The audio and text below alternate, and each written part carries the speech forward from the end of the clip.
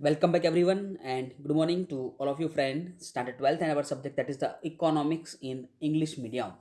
And now we will going for the chapter number 8, that is the agriculture sector.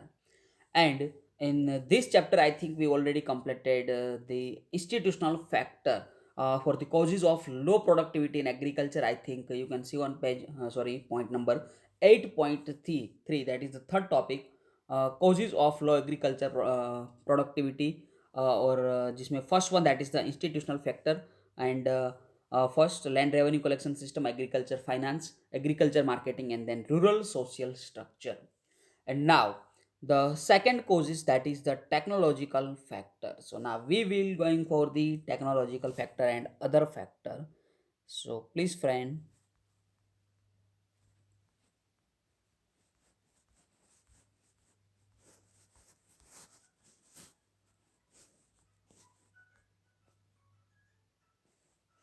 Yes, it is a institutional factor, and then technological factor. So please, friend, come on page number 98, technological factor.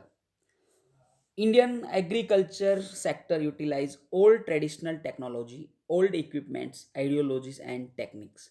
यानी कि यहाँ पे आप देख सकते हो कि हमारे अगर इंडिया की बात करें तो एग्रीकल्चर सेक्टर में ज़्यादातर अभी तक कोई यहाँ पे न्यू टेक्नोलॉजी का यूज़ अभी तक हो नहीं रहा है। और आप भी वहाँ भी देख सकते हो कि आइडियोलॉजी यानी कि जो हमारे यहाँ पे विचारधारा है वो भी पुरानी है, और साथ साथ जो टेक्निक्स है वो भी हम ओल्ड टेक्निक्स का यूज़ कर रहे हैं, which make agriculture weak. Even in the present, farmers use plug and bullock instead of tractors. तो आप यहाँ पे देख सकते हो कि अभी तक की अगर हम बात करें, आज भी जो फार्मर्स है, जो यहाँ पे न्यू टेक्नोलॉजी ट्रैक्टर्स आ रहे हैं, लेकिन यहाँ पे वो लोग फिर भी जो प्लग एंड बुलक का यूज़ कर रहे हैं, they use traditional seeds instead of hybrid seeds.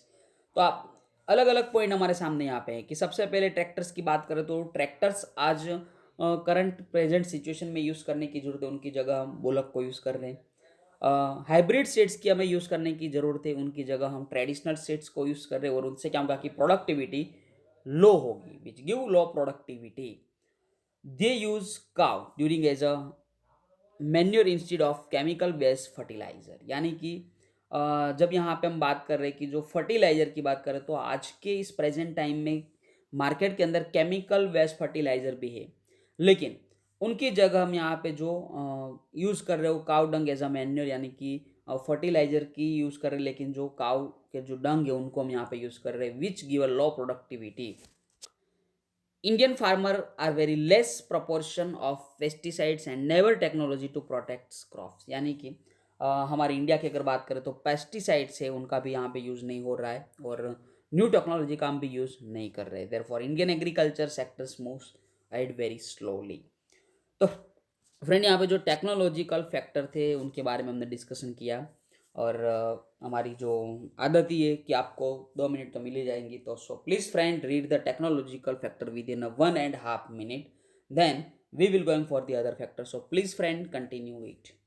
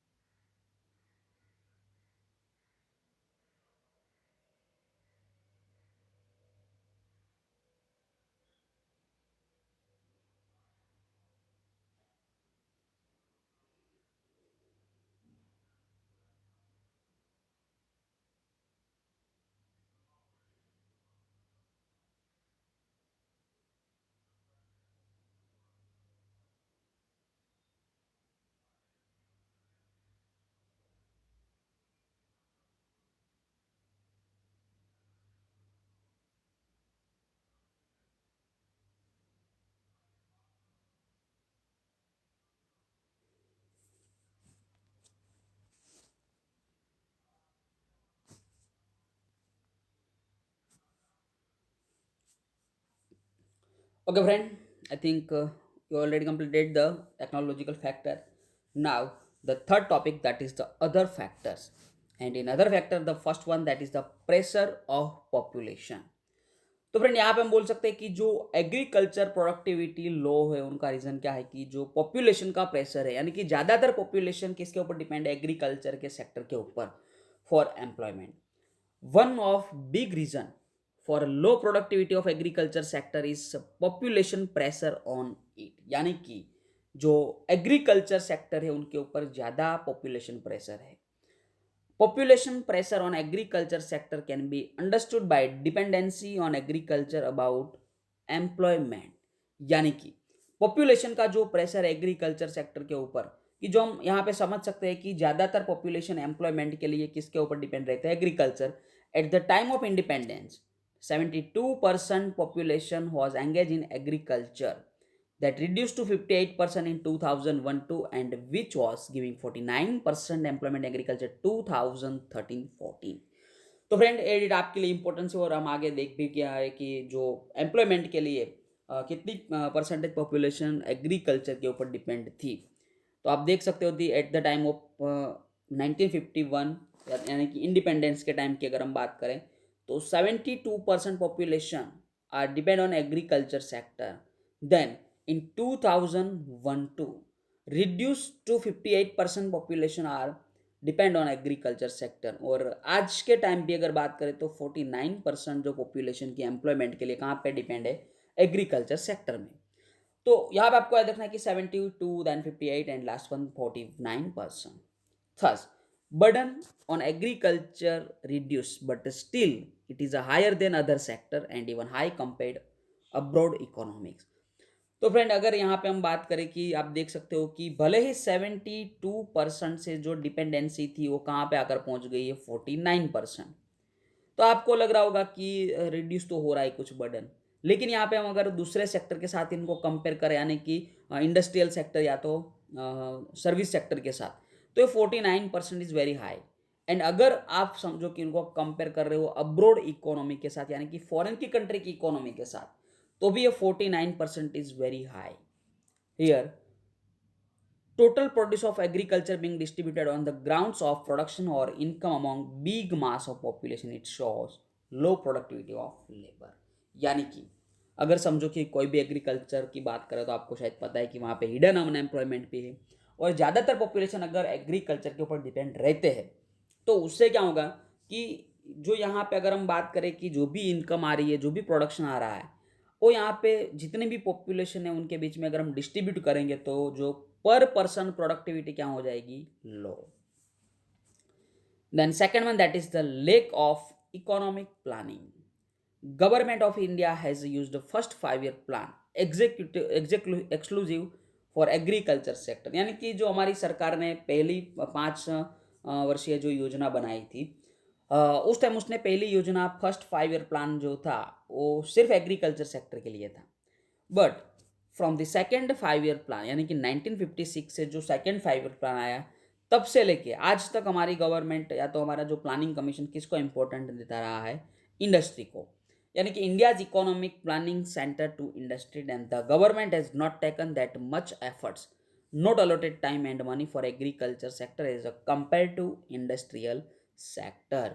यानी कि जितना यहाँ पे एफर्ट्स, जितना इंपॉर्टेंस, जितना टाइम, जितना मनी हमने इंडस्ट्रियल सेक्टर को दिया है उतना एग्रीकल्चर सेक्टर को नहीं दिया है. और finally it can be said that as agriculture sector is a irregular and slow rate of development, government has not given help to it, and due to that only Indian agriculture sector is a worrisome condition. So यहाँ पे आप देख सकते हो कि second में that is the lack of economic planning. और यहाँ पे जो इन दोनों पॉइंट की हमने अदर फैक्टर्स के कंप्लीट कर लिए. सो फिर से मैं आप लोगों को 2 मिनट का टाइम दे रहा हूँ. So please friend within 2 minutes read the other factors. The first one, pressure of population and lack of economic planning. So please continue it.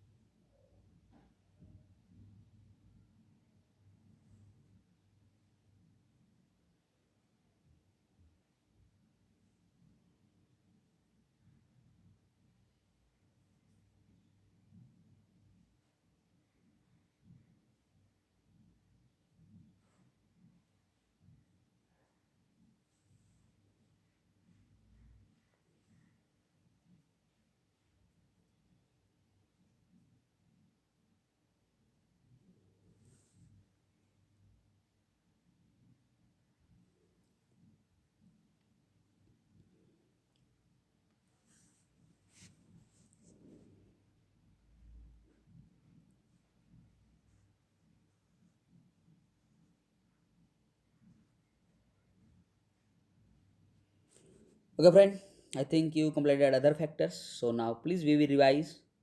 Uh, yes, causes of low productivity of agriculture कि जहाँ पे mainly responsible for there are three factors. First one institutional, technological and other factors. तो इन तीनों factors की जो responsible है for the low productivity in agriculture sector. Then first one that is the institutional factor. और institutional factor की अगर हम बात करें तो जहाँ पे land revenue collection system, agriculture finance, agriculture marketing and then rural social structure. And second one that is the technological factor, and third one that is the other factor. और other factor में दो factor pressure of population and lack of economic planning. अब हम यहाँ पे next topic की ओर बढ़ते हैं. तो जहाँ पे आप देख सकते हो कि measures to increase agriculture productivity, यानी कि अगर मैं एग्रीकल्चर प्रोडक्टिविटी जो कम थी उनके भी तीन रीजन थे, that is the institutional factor, technological and other factor. उसी तरह अगर हमें प्रोडक्टिविटी को बढ़ानी है तो उनके लिए भी यहाँ पे तीन अलग अलग मेजर है, that is the institutional measure, technological and other measures. तो फ्रेंड यहाँ पे आप देख सकते हो कि जो यहाँ पे कोजिस थे वही यहाँ पे क्या बन रहे हैं, मेजर्स बन रहे हैं. तो शायद इस पॉइंट को, इस क्वेश्चन को ज़्यादातर आपको समझने में कोई डिफिकल्टी नहीं रहेगी. लो productivity of agriculture sector shows backwardness of agriculture sector. Agriculture sector needs improvement as it is a main occupation and very important pillar of Indian economy. यानी कि जो एग्रीकल्चर सेक्टर में हमें इम्प्रूवमेंट की तो ज़रूरत है ही, लेकिन साथ साथ अगर हम यहाँ पे बात करें कि ज़्यादातर पॉपुलेशन ऑक्यूपेशन के लिए कहाँ पे डिपेंड रहती है, on the agriculture sector. So the agriculture sector is very important pillar of our Indian economy. In addition that if agriculture productivity increase then income of rural economy will increase. तो आप यहाँ पे देख सकते हो कि अगर एग्रीकल्चर की प्रोडक्टिविटी बढ़ रही है तो यहाँ पे जो हमारे रूरल इकोनॉमी की इनकम भी बढ़ेगी. यानी कि आपको पता है कि जो रूरल एरिया है, रूरल एरिया में ज़्यादातर लोग एम्प्लॉयमेंट के लिए कौन सा सेक्टर के ऊपर डिपेंड रहते हैं, तो एग्रीकल्चर सेक्टर. यानी कि एग्रीकल्चर प्रोडक्टिविटी बढ़ने वाली है तो हम बोल सकते हैं कि जो इनकम है रूरल इकोनॉमी की वो भी इंक्रीज होगी, which will force to development of industry and service sector. So friend यहाँ पे आप देख सकते हो कि 70% पॉपुलेशन की जो रूरल एरिया में रिसाइड कर रही है, तो जो इंडस्ट्री एंड जो सर्विस सेक्टर को ज़्यादा उनके लिए जो बड़ा मार्केट है वो कौन सा है, रूरल इकोनॉमी.